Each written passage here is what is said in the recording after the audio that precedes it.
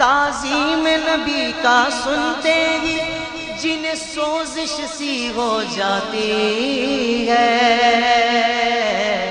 جنہیں سوزش سی ہو جاتی ہے، شوق توحید کے شربت سے، شوق توحید کے شربت سے ہم ان کا روگ مٹائیں گے،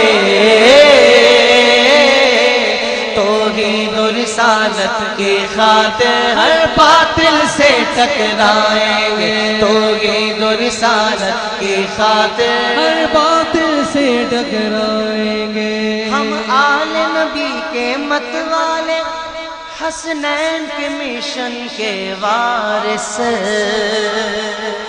جو آل نبی کا چاہنے والا ہے کہہ دے سبحان اللہ۔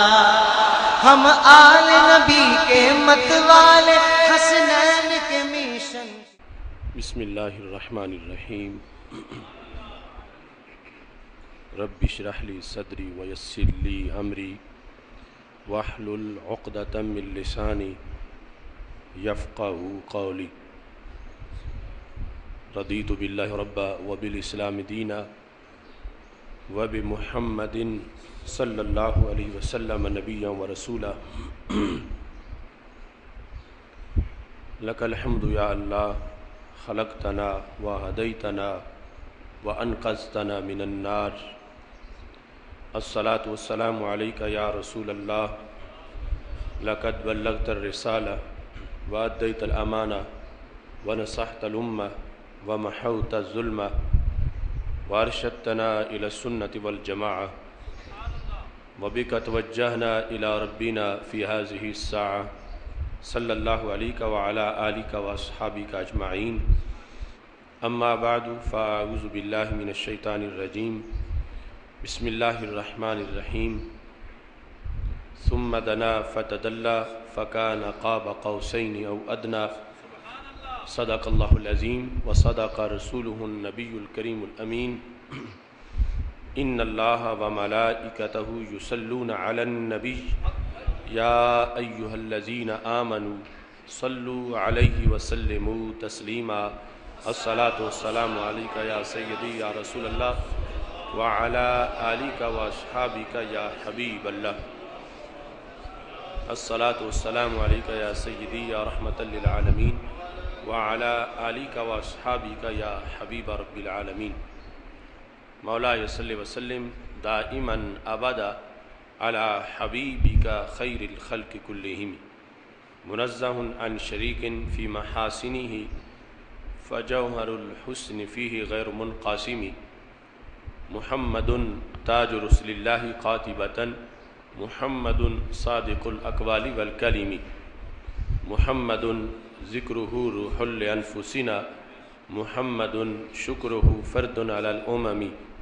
رب صلی وسلم دائما ابدا علی حبیبک خیر الخلق کلہم۔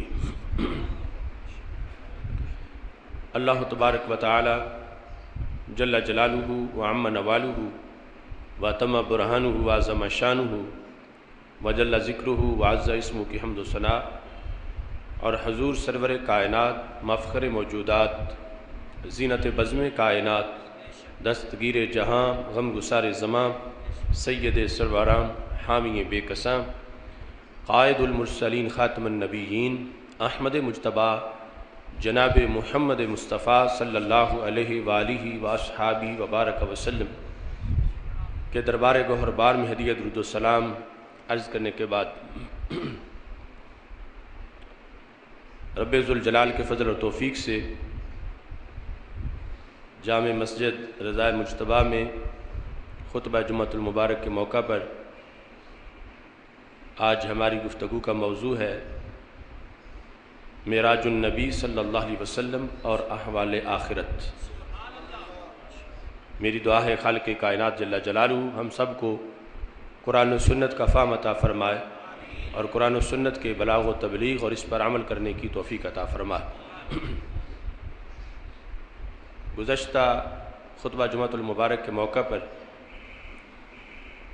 آپ نے سید المرسلین خاتم النبیین احمد مجتبیٰ جناب محمد مصطفیٰ صلی اللہ علیہ وسلم کہ سفر معراج کے قدم قدم پر جو احادیث معراج میں مشاہدات کا تذکرہ تھا ان کے بارے میں گفتگو سماعت کی۔ چونکہ اس معجزہ کے اندر ان گنت معجزات ہیں اور امت کے لیے بہت سے اسباق ہیں، اس بنیاد پر آج کی گفتگو خصوصی طور پر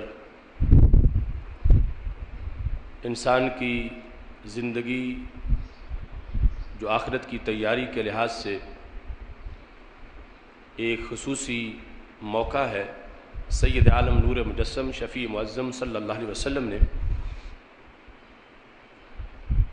سفر معراج میں آخرت کے جو احوال دیکھے ان کے لحاظ سے امت کو متوجہ کیا تاکہ امت مزید دلچسپی سے اپنی اصلاح کرتے ہوئے آخرت کی تیاری کرے۔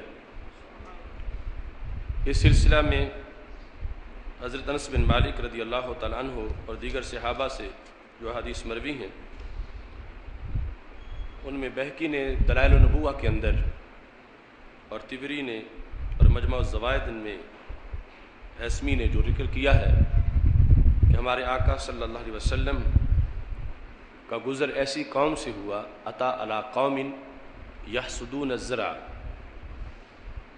یزرعون فی یوم و یحسدون فی یوم، کہ آپ کا گزر ایسی قوم سے ہوا کہ جو کاشتکاری کر رہی تھی، زراعت کر رہے تھے، لیکن ان کی زراعت دنیا کی زراعت سے، عام لوگوں کی زراعت سے مختلف تھی۔ اس زراعت کا انداز یہ تھا کہ یزرعون فی یوم و یحسدون فی یوم، یعنی ایک دن فصل کاشت کرتے تھے، اسی دن ہی بڑی ہو جاتی تھی، پک جاتی تھی، اور اگلے دن وہ کاٹ بھی لیتے تھے، یعنی ان کو بڑی تیز رفتاری سے فوائد حاصل ہو رہے تھے اور اللہ کی طرف سے انہیں نوازا جا رہا تھا۔ کلما حسدوا عاد کما کان، جو ہی وہ فصل کاٹتے تھے تو فوراً فصل اسی طرح ہو جاتی تھی جیسے پہلے تھی، یعنی وہ اس کی پیداوار بھی حاصل کر لیتے تھے اور فصل بھی اپنی جگہ ویسے ہی برقرار رہتے تھے۔ تو نبی اکرم نور مجسم شفیع معظم صلی اللہ علیہ وسلم نے حضرت جبریل علیہ السلام سے پوچھا، جس طرح سوال کی حکمتیں پچھلے جمعہ میں بیان کی، یا جبریل من ہؤلاء، یہ کون لوگ ہیں کہ جو اتنے تیز رفتار ہیں اور قدرت ان کا اتنا ساتھ دے رہی ہے کہ فصل کاشت کرتے ہیں فوراً وہ پک جاتی ہے، پھر کاٹتے ہیں تو اسی طرح پھر فصل ہری بھری کھڑی ہو جاتی ہے، ان لوگوں کا کردار کیا ہے؟ تو حضرت جبریل علیہ السلام نے جواب میں کہا ہؤلاء المجاہدون فی سبیل اللہ،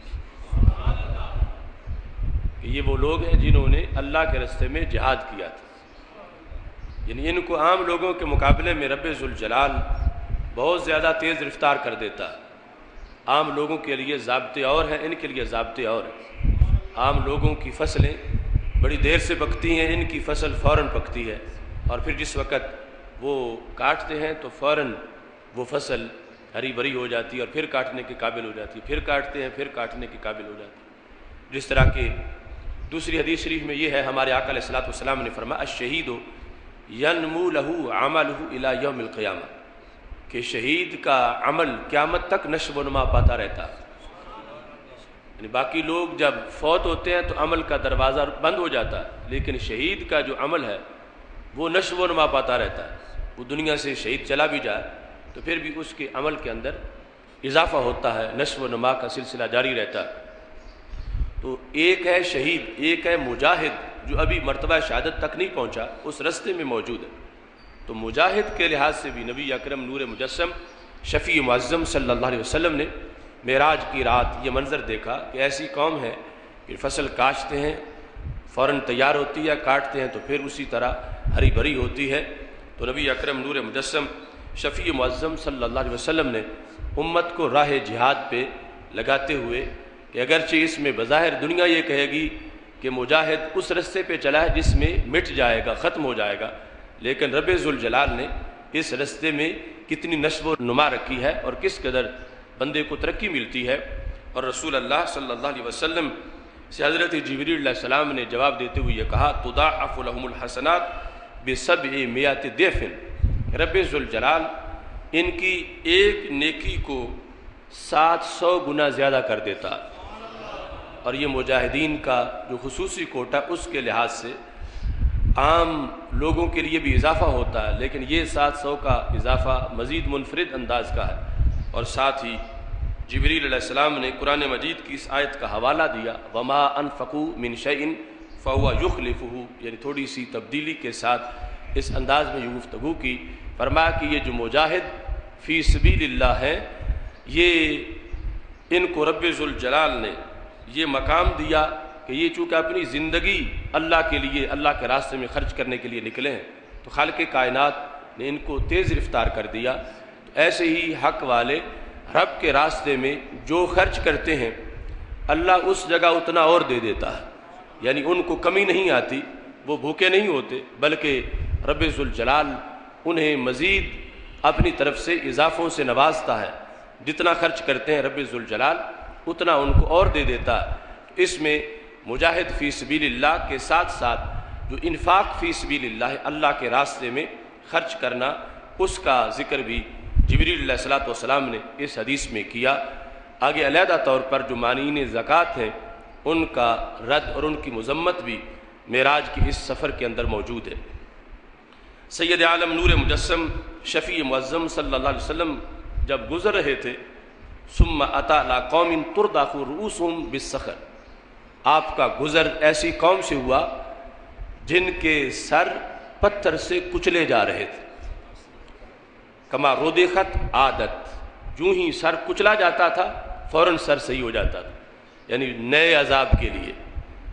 پہلے جو قوم تھی ان میں فصل فوراً اگ آتی تھی ان کے بھلائی کے لیے، فائدے کے لیے، لیکن یہاں جن کا سر کچلا جا رہا ہے ایک بار سزا لینے سے کام ختم نہیں ہوگا، بلکہ بار بار ان کا سر صحیح ہو جائے گا اور پھر اس سر کو پتھر سے کچلا جائے گا۔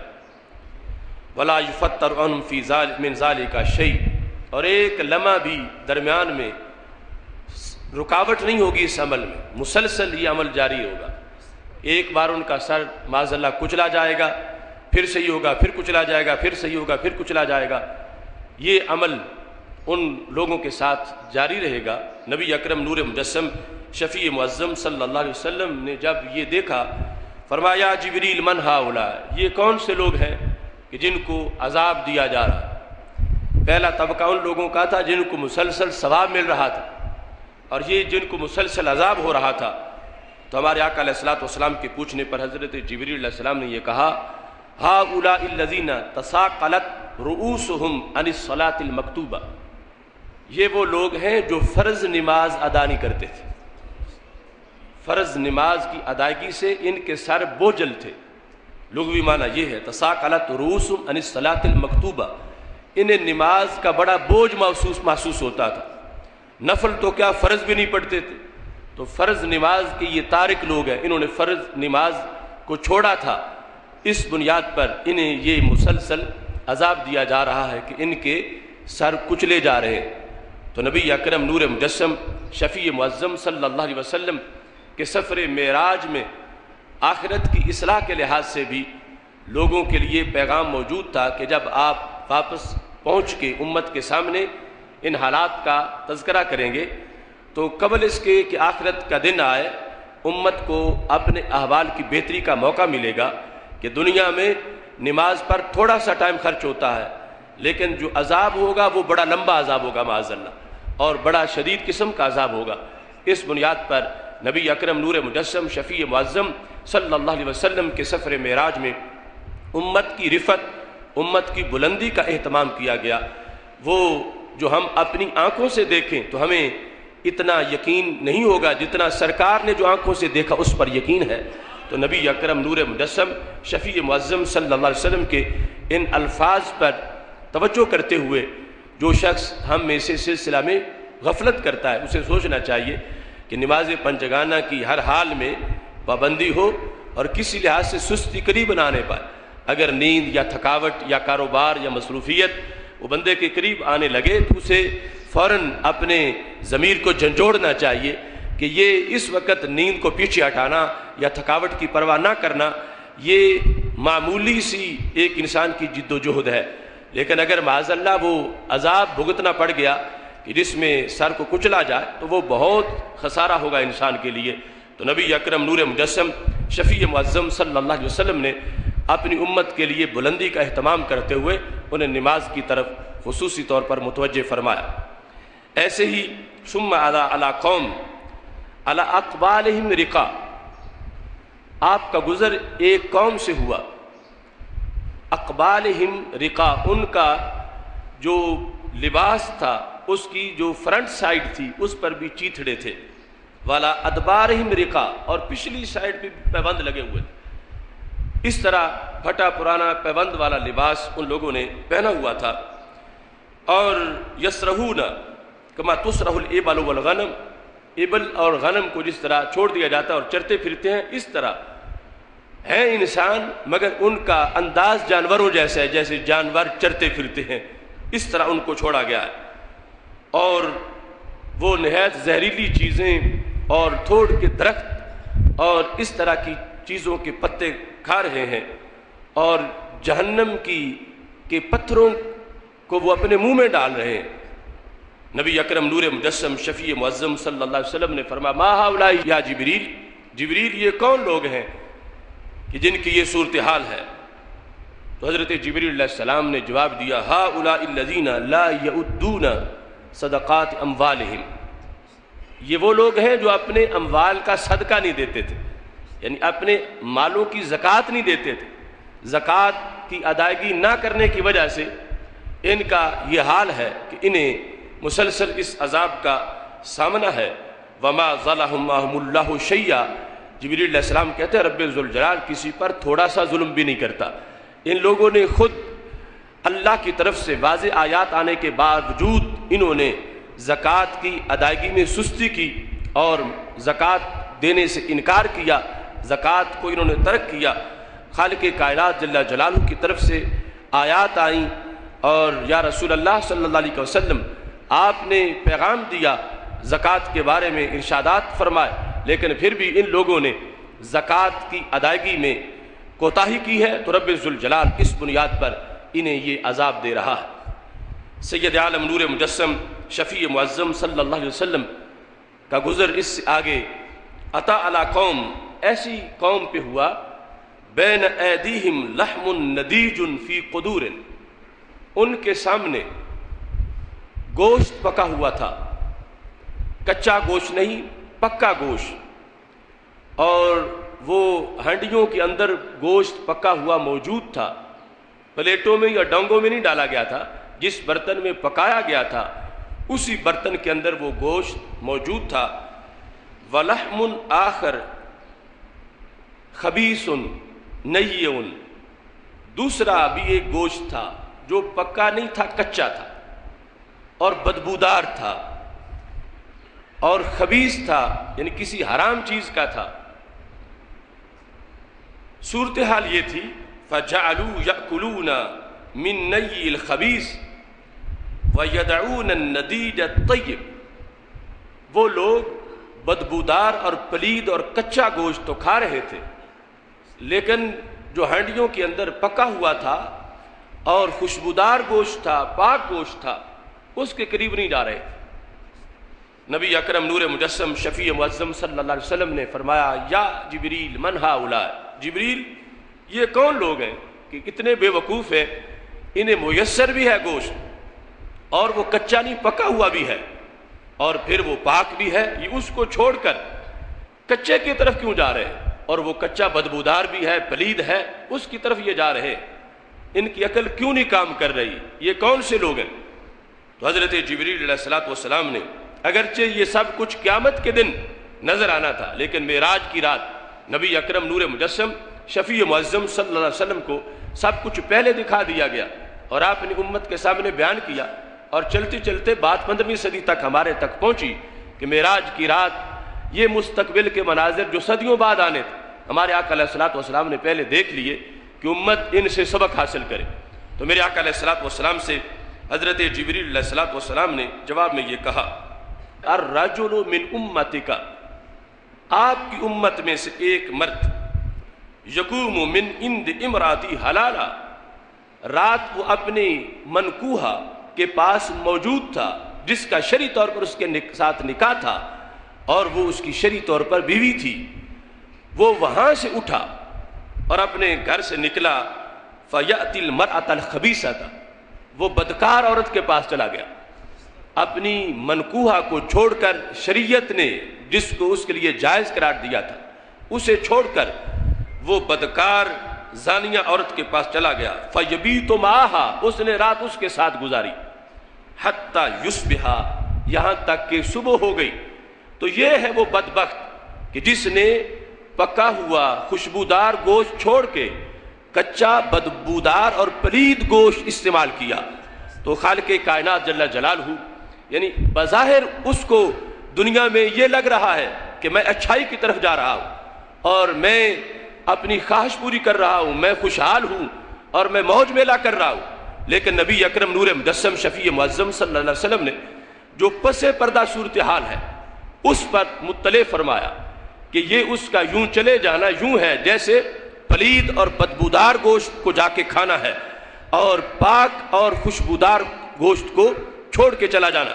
نبی اکرم نور مجسم شفیع معظم صلی اللہ علیہ وسلم نے دوسرے مقام پر یہ ارشاد فرمایا، حفت الجنت بالمکارہ وحفت النار بالشہوات، جنت کے ارد گرد رب ذوالجلال نے جو باؤنڈریز بنائی ہیں وہ بظاہر انسان کی طبیعت پہ گراں گزرتی ہیں، ان میں مشقت ہے، ان میں ریاضت ہے، ان میں مجاہدہ ہے، ان میں محنت کرنی پڑتی ہے، دل بظاہر ادھر متوجہ نہیں ہوتا، ان چیزوں میں اٹریکشن نہیں ہے، لیکن انہی کو بندہ پار کرتا ہے تو جنت میں پہنچتا ہے۔ اور دوسری طرف جہنم ہے، جہنم کے گرد رب ذوالجلال نے جو باؤنڈریز بنائی ہیں ان میں بڑی اٹریکشن ہے، انسان اس رنگینی کی طرف متوجہ ہوتا ہے اور انسان اس میں بڑا مسرور ہوتا ہے، لیکن انہی سے قدم آگے اٹھتا ہے تو پھر جہنم میں جا گرتا ہے۔ تو نبی اکرم نور مجسم شفیع معظم صلی اللہ علیہ وسلم کا سفر معراج، اس کے اندر کتنے اسباق امت کے اندر موجود ہیں کہ انسان جس پر بھول جاتا ہے اور فریب خوردہ قرار پاتا ہے۔ ہمارے آقا علیہ السلام نے اس کو سمجھایا کہ تم ظاہری جو حسن و جمال ہے اور دنیا کی رنگینیاں ہیں ان کی طرف تم توجہ نہ کرو، اس کو دیکھو جو رب ذوالجلال کا حکم ہے، جو رب نے حدود تمہارے لیے بنائی ہیں۔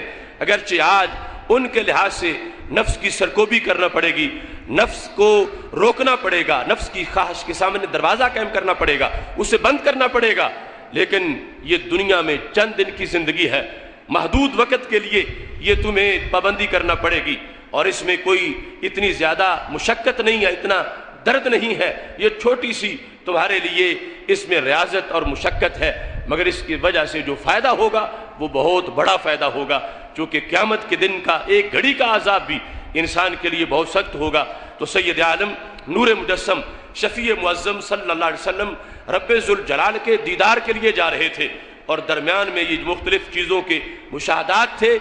آخرت کی تیاری کے لحاظ سے امت کے لیے نبی اکرم نور مجسم شفیع معظم صلی اللہ علیہ وسلم نے وہ اصول بتایا کہ ایک ایک جملہ ہمارے لیے مینارہ نور ہے کہ آج کا بھولا بھٹکا انسان جو سست ہو چکا ہے، غافل ہو چکا ہے یا شیطان کے پنجوں کا اسیر ہو چکا ہے، یہ حدیث اس کے دروازے پہ، اس کے دل پر دستک دیتی ہے، اس کے ضمیر کو جھنجھوڑتی ہے کہ یہ موجودہ حالات میں رنگینیاں اور انسان کی اٹریکشن کی چیزیں اور موج میلے یہ انسان کے لیے مفید نہیں ہے، مفید وہی ہے جو ضابطہ حیات ہمارے آقا صلی اللہ علیہ وسلم نے ہمارے لیے معین کیا ہے اور امت کو عطا فرمایا ہے۔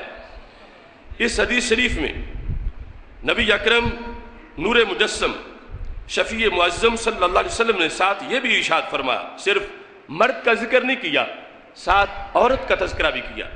فرمایا والمرأة تقوم من عند زوجها حلالا طیبا فتأتی الرجل الخبیث فتبیت عنده، کہ ایک عورت اپنے خامن کے پاس اٹھ کے چلی جاتی ہے جو اس کا شرعی خامد ہے، اس کو چھوڑ کے رات معاذ اللہ جا کے کسی اور کے پاس گزارتی ہے، تو اس نے بھی پکے ہوئے خوشبودار حلال گوشت کو چھوڑا ہے اور بدبودار اور مردار کے گوشت کو کھانے کے لیے یہ چلی گئی ہے تو نبی اکرم نور مجسم شفیع معظم صلی اللہ علیہ وسلم نے ان کی بھرپور مذمت فرمائی، اور پھر سرکار ارشاد فرماتے ہیں ثم رأیت نساء معلقات، پھر میں نے معراج کی رات دیکھا کچھ عورتوں کو لٹکا دیا گیا تھا، بِصُدُيِّهِنَّ، ان کی چھاتیوں سے ان کو لٹکایا گیا تھا۔ فَقُلْتُ مَنْ هَؤُلَاءِ يَا جِبْرِيلِ، اے جبریل یہ کیوں ان کو عذاب دیا جا رہا ہے، ان عورتوں کو اس طرح کیوں لٹکایا گیا؟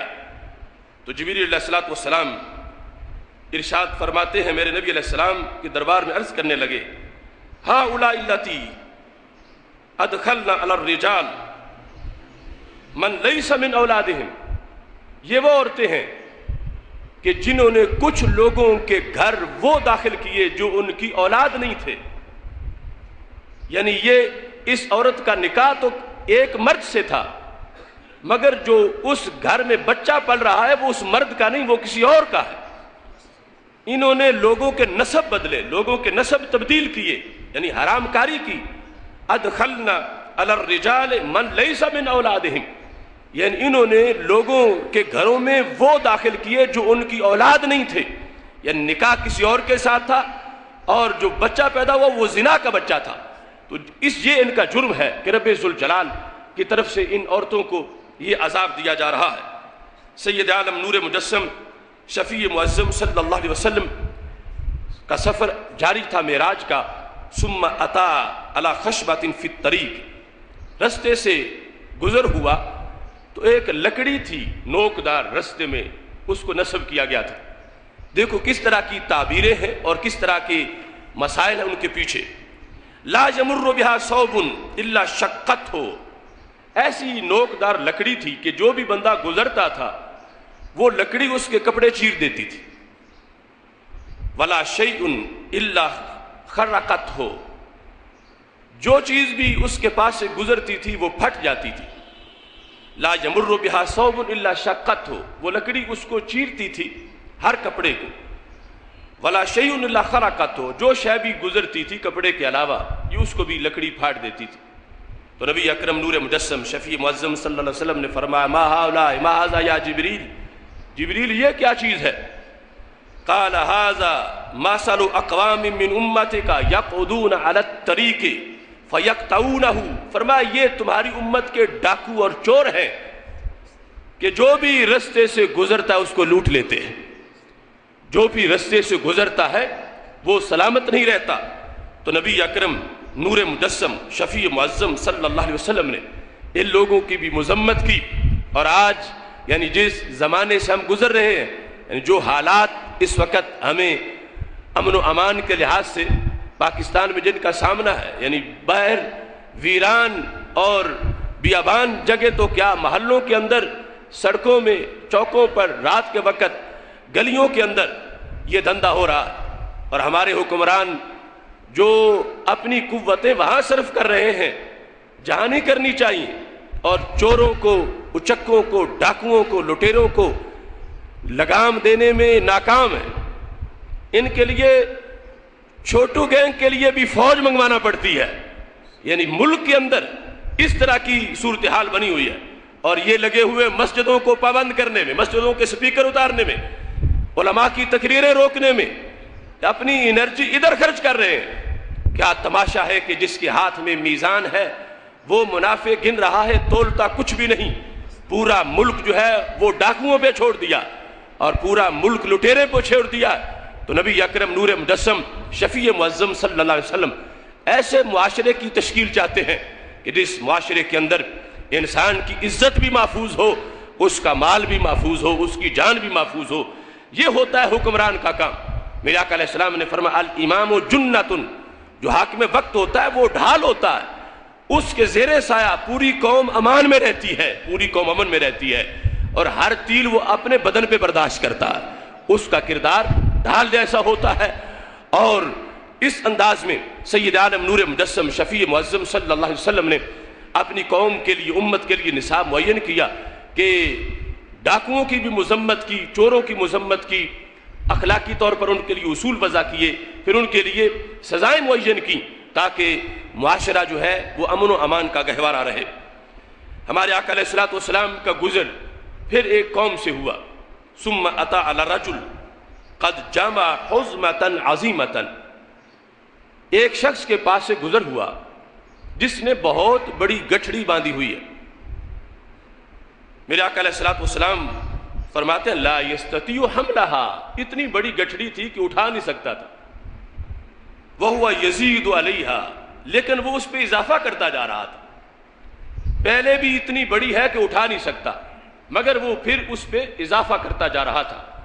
تو نبی اکرم نور مجسم شفیع معظم صلی اللہ علیہ وسلم نے ارشاد فرمایا ما ھذا یا جبریل، جبریل اس کا معاملہ کیا ہے؟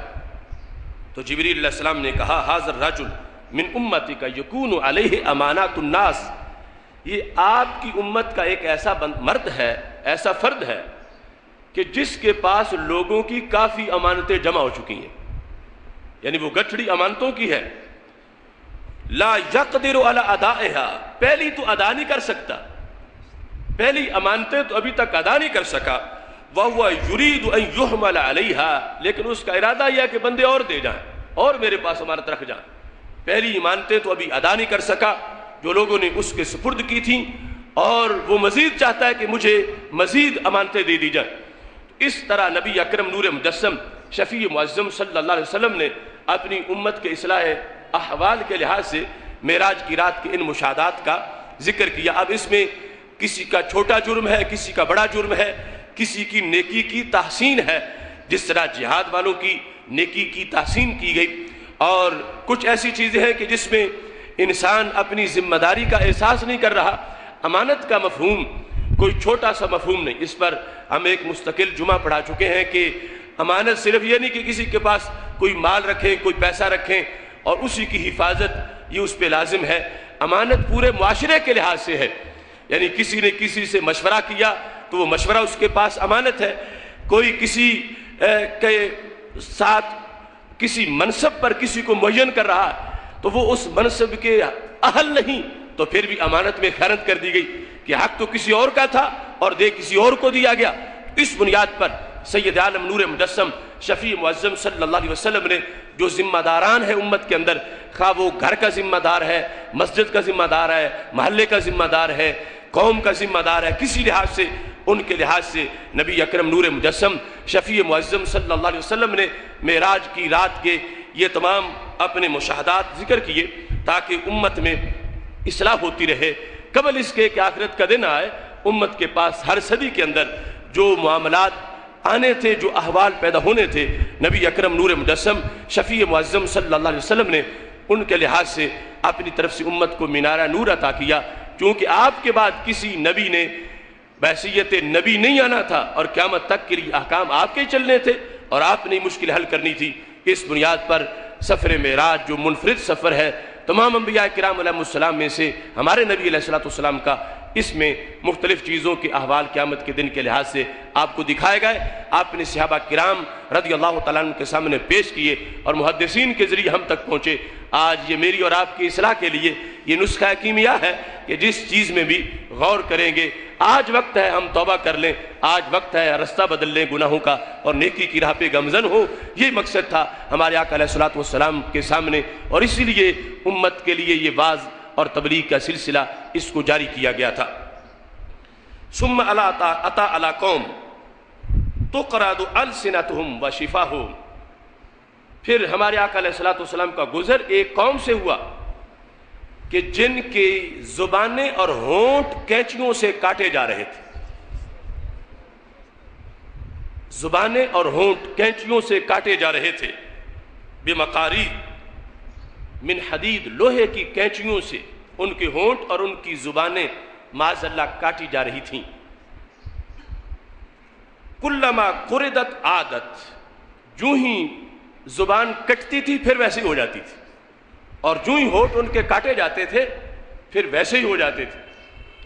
میرے آقا علیہ الصلوۃ والسلام نے جس وقت یہ سلسلہ دیکھا کہ مسلسل ایک منٹ بھی نہیں گزرتا، ہونٹ کٹتے ہیں پھر صحیح ہو جاتے ہیں، پھر کٹتے ہیں پھر صحیح، ان کو بار بار درد کا عذاب ہو رہا ہے، بار بار ان کی زبانیں کاٹی جا رہی ہیں. تو ہمارے آقا علیہ الصلوۃ والسلام نے فرمایا من ہؤلاء یا جبریل، اور یہ میں نے شروع میں بیان کیا تھا کہ یہ ڈائلاگ کی جو حکمت تھی، ورنہ یہ ساری چیزوں کا اس حدیث کے علاوہ بھی ہمارے نبی علیہ السلام کی حدیثوں میں ذکر ہے کہ جن لوگوں کا جدا جدا یہاں سوال و جواب کی شکل میں ذکر ہے، سرکار کی احادیث میں ویسے بھی ان سب کا ذکر بغیر سوال و جواب کی بھی موجود ہے۔ پوچھا جبریل یہ کون لوگ ہیں؟ تو جبریل علیہ السلام نے کہا خطباء الفتنہ، یہ فتنے کے خطیب ہیں، یہ خطباء الفتنہ ہے، یہ وہ ہیں کہ جنہوں نے حق بیان نہیں کیا، امت میں فتنہ پیدا کیا، اپنی ذات کے لیے، اپنے مفادات کے لیے، بادشاہوں کی حمایت میں مفادات کو ہڑپ کرنے کے لیے انہوں نے فتنے کے بیج بوئے قوم کے اندر، اور اس بنیاد پر ان کو یہ سزائیں دی جا رہی ہیں۔ نبی اکرم نور مجسم شفیع معظم صلی اللہ علیہ وسلم نے جو حضرت انس بن مالک رضی اللہ تعالیٰ عنہ روایت کرتے ہیں، اس کے اندر یہ تذکرے موجود ہیں۔ فرمایا مررت لیلۃ اسری بی علی قوم تقرض شفاہم، میں ایک قوم کے پاس سے گزرا جن کے ہونٹ کاٹے جا رہے تھے، بمقاریض من نار، ہونٹ اور زبانیں آگ کی کینچیوں سے کاٹا جا رہا تھا ان کو۔ قلت من ہؤلاء، جبریل یہ کون لوگ ہیں؟ قالوا خطباء من اہل الدنیا، یہ دنیا دار خطیب ہے، دین دار خطیب نہیں، یہ دنیا دار خطیب ہے۔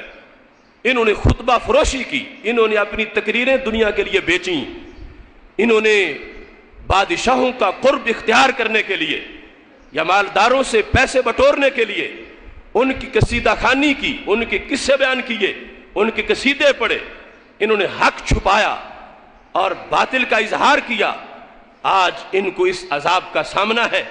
میرے آقا علیہ الصلوۃ والسلام فرماتے ہیں کانوا یأمرون الناس بالبر، یہ لوگوں کو اچھائی کا حکم دیتے تھے، وینسون انفسہم، اور اپنے آپ کو بھول جاتے تھے۔ منبر پہ لوگوں کو نیکی کی دعوت دیتے تھے اور خود خلوت میں وہی برائیاں کرتے تھے، لوگوں کو نیکی کا رستہ دکھاتے تھے۔ وہم یتلون الکتاب، قرآن کی آیات پڑھ پڑھ کے لوگوں کو درس دیتے تھے اور خود اپنے آپ کو بھول جاتے تھے کہ یہ قرآن ہمیں بھی خطاب کر رہا، یہ حدیث ہمارا بھی نصاب ہے، ہم نے بھی قبر کی تیاری کرنی ہے اور ہم نے بھی آخرت کا حساب دینا ہے۔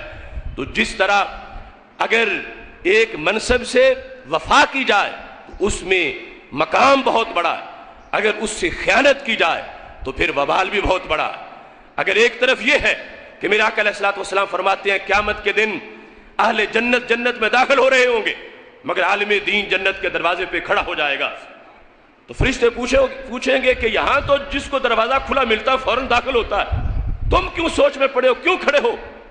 تو وہ کہے گا میں اکیلا نہیں جانا چاہتا، میں جنہیں جمعہ پڑھاتا تھا میں انہیں بھی لے جانا چاہتا ہوں۔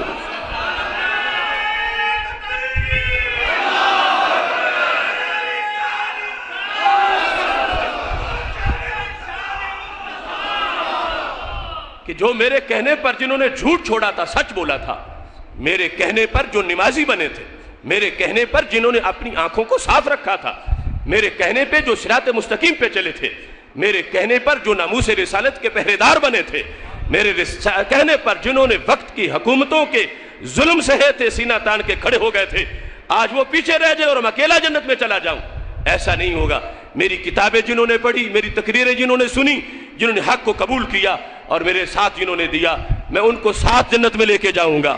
تو نبی اکرم نور مجسم شفیع معظم صلی اللہ علیہ وسلم فرماتے ہیں عالم ربانی جنت میں جلوس کی شکل میں جائے گا، جس نے حق کا کام کیا، حق کے لیے نکلا، حق کے لیے آگے بڑھا، وہ اس انداز میں جنت میں جائے گا۔ اور دوسری طرف فرمایا کچھ لوگ ہوں گے جن کو آگ کی لگام پہنا دی جائے گی اور جہنم میں ان کو غوطے دیے جا رہے ہوں گے۔ کیوں؟ فرمایا یہ گونگے شیطان ہیں، حق بات انہوں نے نہیں کی تھی جب وقت تھا، انہوں نے اپنا منصب بچایا، اپنی عزت بچائی، اپنی تنخواہیں بچائی، یا اپنے ہاتھ چمواتے رہے لوگوں سے، حکومتوں سے ڈر کر یہ حجروں میں گھس گئے اور انہوں نے حق کا ساتھ نہیں دیا، قحط پڑ گیا تھا سچ بولنے کا، ان کی تقریریں سچ سے خالی تھیں، لہذا دنیا میں تو مزے لے لیے انہوں نے، بادشاہوں کی گود میں بیٹھ کر، وزیروں کی ضیافتیں کھا کے، مگر آج ان کو خمیازہ بھگتنا پڑے گا۔ یہ ہے خطبائے فتنہ، ابو الفضل اور فیضی جیسے لوگ جو مکھیوں کی پالیسی اپنا کر قرب شاہی اختیار کرتے ہیں، مگر یہ 4 دن کی چاندنی ہے اور پھر اندھیری رات ہے. لیکن اس دنیا کے اندر جو حق کا ساتھ دیتا ہے، آج کی عقوبت خانے، آج کی جیلیں، آج کی سزائیں یہ جہنم کے عذاب کے 1 منٹ کا بھی مقابلہ نہیں کر سکتی. وہ اتنا دردناک عذاب ہوگا. اس واسطے آج حق کا ساتھ دینا یہ حق پرستوں کا وتیرہ ہے. اس وقت اللہ نے بھی رپورٹر بھیجے ہوئے، حالانکہ وہ خود جانتا ہے، جو کہ حدیث شریف میں ہے کہ جس وقت جمعے کی اذان، جمعے کا وقت آتا ہے تو مسجد کے دروازوں پر فرشتے آ کے کھڑے ہو جاتے ہیں. ان کے پاس رجسٹر ہوتے ہیں، یکتبون الاول فالاول، وہ لکھتے ہیں کہ پہلے نمبر پہ کون آیا، دوسرے پہ کون آیا، تیسرے پہ کون آیا، چوتھے پہ کون آیا. یہ آج سے 4-5 سال پہلے میں نے جمعہ کے موضوع پر تقریر کی تھی، اس میں ساری احادیث ذکر کی تھی. تو پھر لسٹ بنتی ہے تو اس کے مطابق پھر صدقے کا ثواب ملتا ہے کہ جو پہلے نمبر پہ اس کو اونٹ قربان کرنے کا ثواب ملے گا، پھر گائے اور بھینس کی قربانی، چلتے چلتے مرغی تک، اور پھر مرغی کے انڈے تک. پھر فرمایا کہ جس وقت خطیب خطبے کے لیے بیٹھ جاتا ہے تو فرشتے اپنے رجسٹر لپیٹ دیتے ہیں. جن کے نمبر آنے تھے پوزیشن کے لحاظ سے وہ تو اب وقت ختم ہو گیا، وہ پھر خطیب کا خطبہ بیٹھ کے سنتے ہیں. یعنی ان فرشتوں کے نزدیک خطبے کا اتنا اہتمام ہے. کہتے ہیں چونکہ اب خطیب نے خطبہ شروع کر دیا تو اب ہم لکھیں گے نہیں دروازوں پہ بیٹھ کے، ہم خطبہ سنیں گے کہ اس نے آج ملت کو کیا پیغام دیا ہے، اس نے کتنے لوگوں کو جہنم سے ڈرایا، اس نے کتنے لوگوں کو جنت کے رستے پہ لگایا، اس نے حق باتیں کس انداز میں لوگوں کو بتائی ہیں. حالانکہ رب تو کسی کا محتاج نہیں کہ کوئی رپورٹر ہو تو اسے پتا چلے، اسے خود پتا ہے. مگر اسے پتا تھا کہ قیامت تک کچھ حکمرانوں کے رپورٹر ہوں گے اور کچھ مالک یوم الدین کے رپورٹر ہوں گے. کچھ حکمرانوں کو جا کے بتائیں گے اپنی تنخواہیں حلال کرنے کے لیے کیا تمہارے خلاف یہ بات ہوئی، یہ بات ہوئی، یہ بات ہوئی، اور کچھ رب ذوالجلال کے دربار میں جا کر گواہی دیں گے. اور نصیب اپنا اپنا ہے. آج کا خطیب اور آج کا رپورٹر، اس کے حساب کے لیے بھی رب کا نظام ہے. قیامت کے دن چونکہ ہر گھڑی سامنے ہوگی جب حساب ہو رہا ہوگا، اس بنیاد پر رپورٹر جو آتے ہیں ان کو بھی یہ سوچنا چاہیے کہ حساب ان کا بھی ہونا ہے. اور فرشتے جو آتے ہیں وہ بھی جا کر اللہ کے دربار میں گواہی دے رہے ہیں. اور یہ اس منبر کا تقدس ہے، اس محراب اور مصلی کی امانت ہے. جو اس میں خیانت کرتا ہے آج تو وہ کچھ سہولتیں حاصل کر سکے گا، مگر قیامت کے دن عذاب ہے. اور جس نے آج اپنے نبی علیہ السلام سے، اپنے رب سے وفاداری کی، یہ دنیا میں اگرچہ اس کے پروٹوکول نہ بھی بنے، جہاں جائے اس کے لیے ناکے ہوں، رکاوٹیں ہوں، ہاتھ کڑیاں ہوں، کوئی بات نہیں. یہ ساری راہ حق کے لیے ہمارے لیے ایوارڈ ہیں، چونکہ قیامت کے دن یہی وہ چیزیں ہیں کہ جن کے وجہ سے رب ذوالجلال کا یہ فرمان ہے وجوہہم نور علی منابر من نور. جب اونچی کرسیوں والے بادشاہ لوگوں کے پاؤں کے نیچے موم جامے بن چکے ہوں گے، حق والے نور کے ممبروں پہ بیٹھ کے تقریریں کر رہے ہوں گے.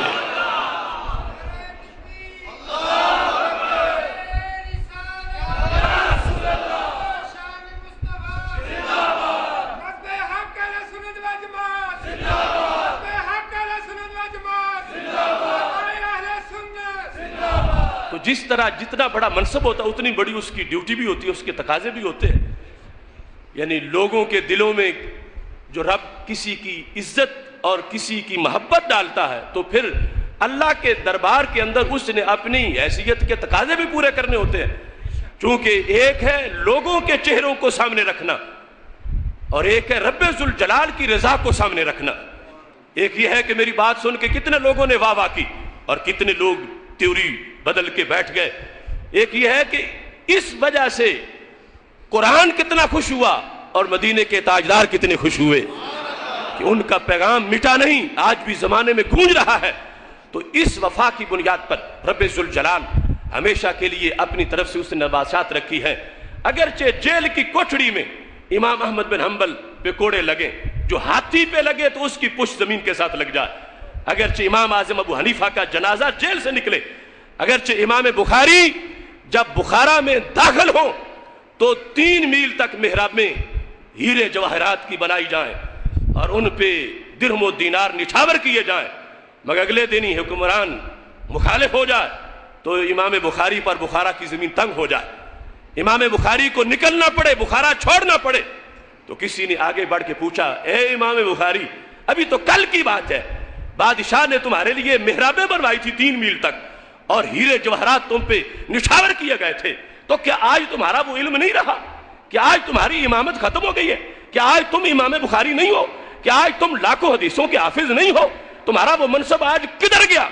آج تمہیں اس شہر سے دیر سے نکالا دیا جا رہا ہے اور تم ایک مہاجر کی شکل میں باہر نکل رہے ہو۔ تو اس دن میں اور آج کے دن میں فرق کیا ہے؟ تو امام بخاری نے کہا، میرے نزدیک آج کا دن اس دن سے کم نہیں ہے۔ کیوں؟ میں اپنا ایمان سلامت لے کے جا رہا ہوں۔ اگر آج میں بادشاہ کے پروٹوکول کے لیے دین بیچتا تو پھر مجھے ملامت میں کرتا اپنے آپ کو، پھر مجھے ندامت ہوتی، مجھے کوئی شرمندگی نہیں، کوئی مایوسی نہیں۔ میں اپنا دین سلامت لے کے اس دیش سے جا رہا ہوں۔ تو اس انداز میں حق کہنے پر وعیدیں، جو رکاوٹیں، مصیبتیں آ جائیں تو شروع سے اہل حق نے اس کا ساتھ دیا، اور اہل حق جو کھڑے ہوئے تو ان کے ساتھ دینے والوں کو بھی اسی لائن میں پھر قیامت کے دن کھڑا کیا گیا، اسی اعزاز کے ساتھ۔ اس واسطے ابو داؤد شریف میں حدیث شریف ہے جو میرے آقا علیہ الصلوۃ والسلام فرماتے ہیں کہ امت کے کچھ علماء اور صالحین رب ذوالجلال سے جا کر یہ کہیں گے، اے اللہ ہم تو جنت میں جا رہے ہیں لیکن ہم جہنم میں بھی دیکھ کے آئے ہیں۔ کچھ لوگ تھے وہ روزہ ہمارے ساتھ ہی رکھتے تھے، نمازیں بھی ہمارے ساتھ پڑھتے تھے، لیکن وہ جہنم میں ہیں، اب ہم اکیلے جنت میں کیسے چلے جائیں؟ وہ ہمارے ساتھ کے نمازی تھے، اکٹھے ہم جمعہ پڑھتے تھے، لیکن وہ ہمیں جہنم میں نظر آ رہے ہیں۔ تو رب ذوالجلال فرمائے گا، جاؤ جنہیں تم پہچانتے ہو انہیں نکال کے لے جاؤ۔ باقاعدہ سیاستہ میں حدیث شریف ہے، یہ حشر کا بھی پروٹوکول ہے، جنہیں پہچان رہے ہوں گے انہیں نکال کے لے کے چھوڑ کے جنت میں پھر آ جائیں گے، رب کچھ اور بھی نظر آ رہے ہیں۔ اس طرح یہاں تک کہ جن کی دلوں میں ذرہ رائی جتنا بھی ایمان ہوگا، یہ صالحین انہیں بھی نکال کے جہنم سے جنت میں لے جائیں گے۔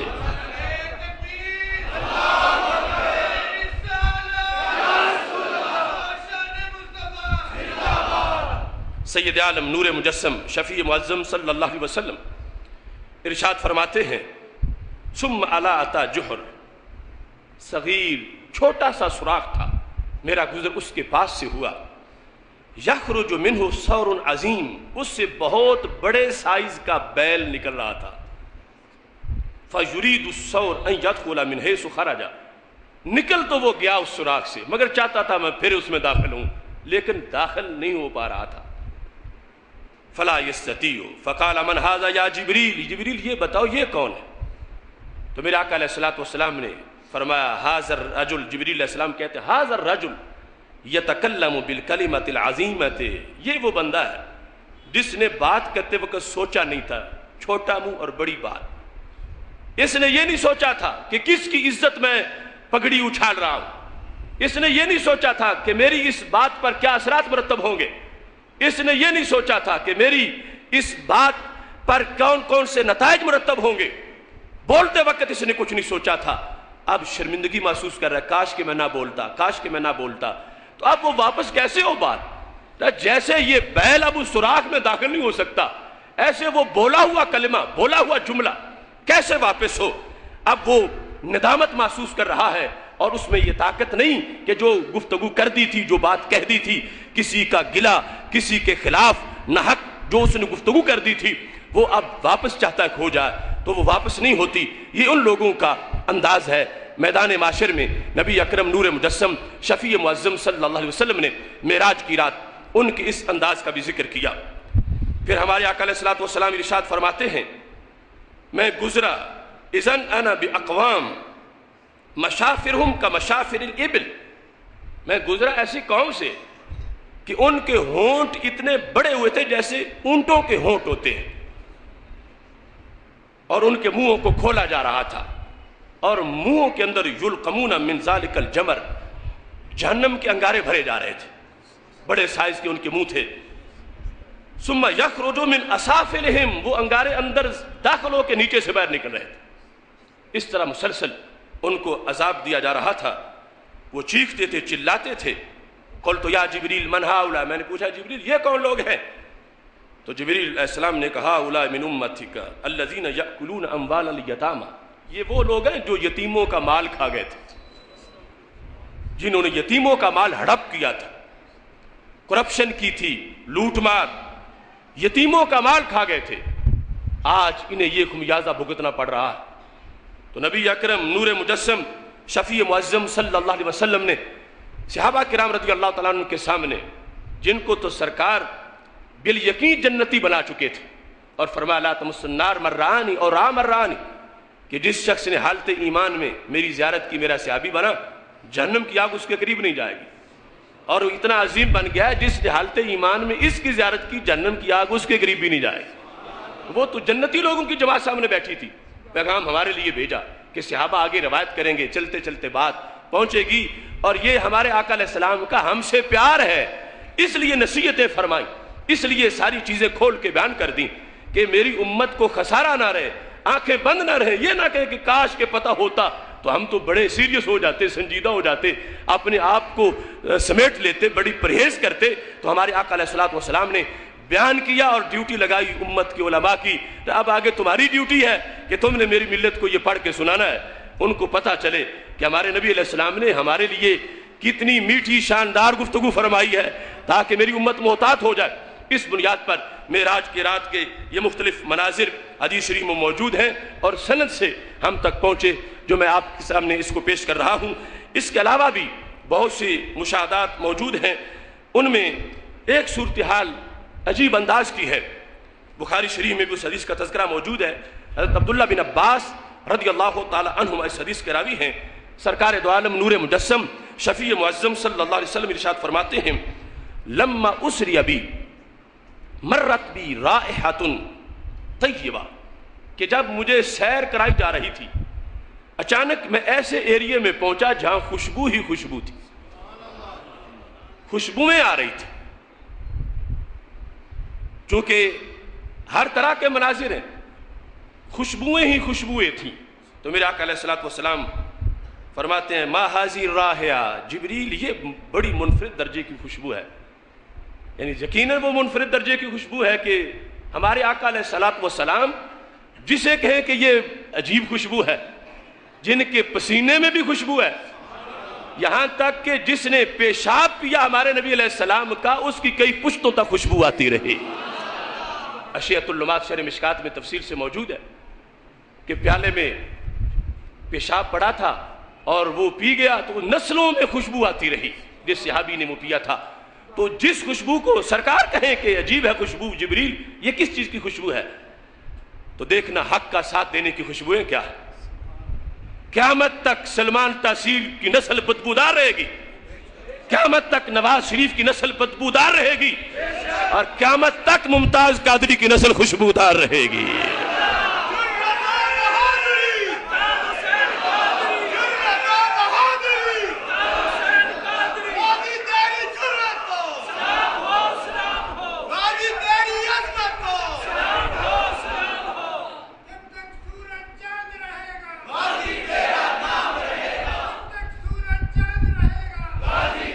میرے آقا علیہ السلام نے جب پوچھا تو جواب کیا آیا؟ دیکھو باطل کے گھر بھی حق کیسے ظاہر ہوتا ہے. ابو جہل کے گھر بھی اکرمہ کلمہ پڑھ کے اسلامی فوج میں داخل ہوئے. میرے آقا علیہ السلام کو جواب دیا گیا یہ صاحبزادی ہے ایک بہت بڑی، نام اس کا ماشطہ ہے طا کے ساتھ. کس کی صاحبزادی ہے؟ ماشطہ بنت فرعون، فرعون کی بیٹی ہے ماشطہ، یہ اس کی خوشبو ہے. وَأَوْلَادُهَا، اور اس کی اولاد کی خوشبو ہے. کیوں اس میں فرعون کی بیٹی میں خوشبو کہاں آ گئی؟ فرعون کی بیٹی کی اولاد میں خوشبو کیسے آ گئی؟ بخاری میں تفصیل سے ذکر ہے کہ سقط مشطها من يدها، یہ بیٹھی تھی فرعون کے گھر، مانتی تھی رب ذوالجلال کو، حق چھپ نہیں سکتا، کنگھی کر رہی تھی، ہاتھ سے کنگھی گری نیچے، تو اس نے کہا بسم اللہ. اس طرح آج بھی یعنی کچھ لوگوں میں یہ معمول ہے، بالخصوص عورتوں کے اندر، کہ بسم اللہ فوراً زبان سے کہہ دیتی ہیں. اس نے کہا بسم اللہ، اب وہاں پہرے لگے تھے، ہر طرف جاسوسی کے حالات نصب تھے، سرکاری مشینری تھی کہ اللہ تو معاذ اللہ نہیں، یہ فرعونی سب کچھ ہے. فرعون کے کلمے پڑھائے جا رہے تھے اور اس کے گھر میں بھی یہی نظام تھا. جس وقت اس ماشطہ نے کہا بسم اللہ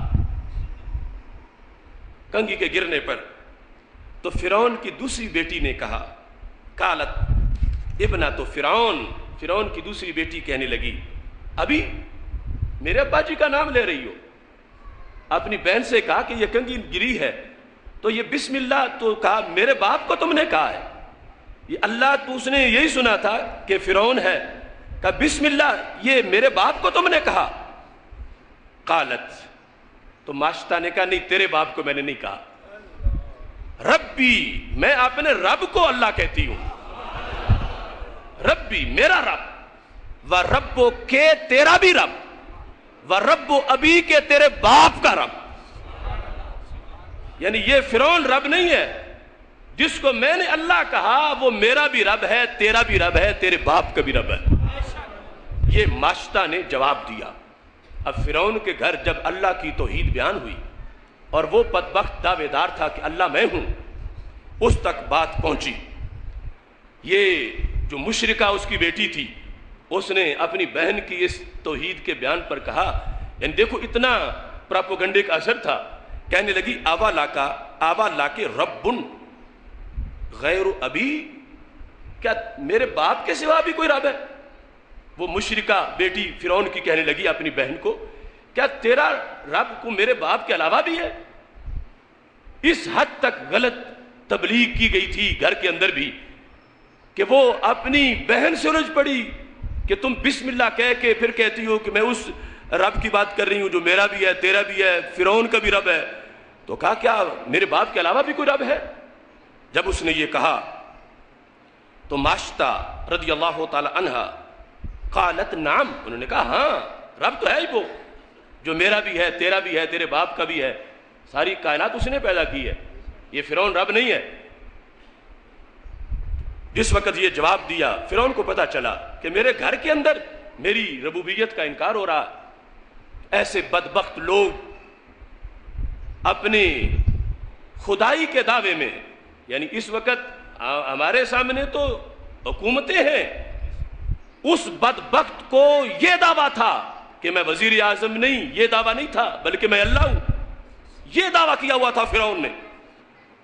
اس نے کہا کہ میری بیٹی ہو اور میرے سوا کسی کو رب مانے تو یہ کیسے ہو سکتا. اس نے گائے کے سائز کا تانبے کا ایک برتن بنایا ہوا تھا، اس میں عذاب دیتا تھا لوگوں کو، وہ تیل گرم کر کے اس میں ڈبوتا تھا. اس نے کہا جیسے دوسروں کو مارتا ہوں، بیٹی میری ہے مگر مجھے مانتی نہیں، میں اس کو نہیں چھوڑوں گا.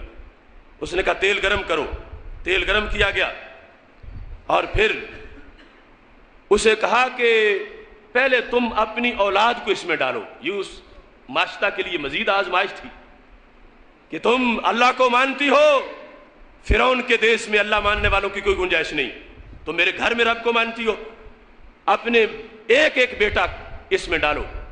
اور اس کو یہ تھا کہ جب بیٹے پگھلیں گے تو اس کی زبان سے شاید میرا کلمہ نکلے اور یہ مجھے مان جائے. ظالم نے اپنی بیٹی پہ اتنا ظلم کیا. بخاری شریف میں تیل گرم کر کے جب کہا گیا ثم امر بها لتلقي فيها اولادها کہ اپنی اولاد اس میں ڈالو، ایک ایک کر کے اس کی اولاد اس میں ڈالی گئی ماشطہ کی. حتی بلغ رضیعا، یہاں تک کہ آخری بچہ رہ گیا جو کہ شیر خار بچہ تھا، ابھی دودھ پیتا تھا. تو فرعون کو اس پر بھی رحم نہیں آیا، ماشطہ کو کہا اسے بھی ڈالو. اب ماشطہ نے جس وقت اس کی طرف دیکھا تو بچہ بول پڑا.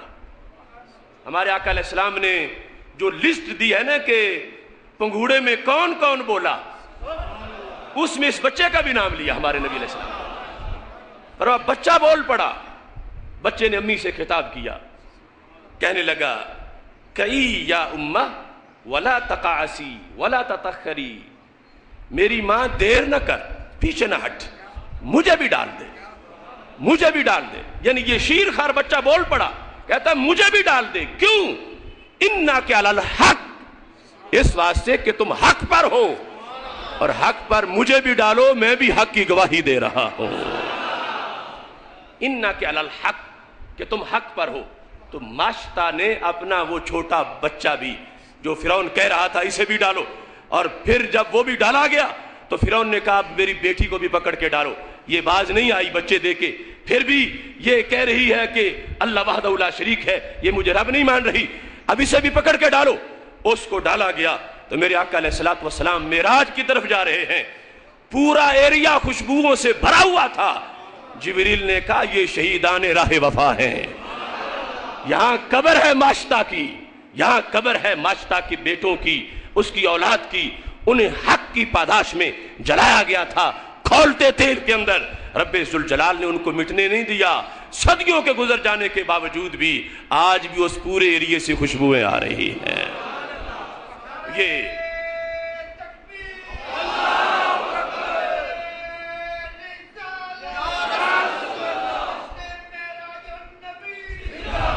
तो नबी अकरम नूर मुजस्सम शफी मुअज्जम सल्लल्लाहु अलैहि वसल्लम का एक सफर मेराज, इसके अंदर उम्मत के लिए कितने असबाक हैं। रब्बे जुल जलाल हम सबको हक पे पहरा देने की तौफीक अता फरमाए। वाखिरु दावा यानिल हम्दुलिल्लाहि रब्बिल आलमीन। आमीन।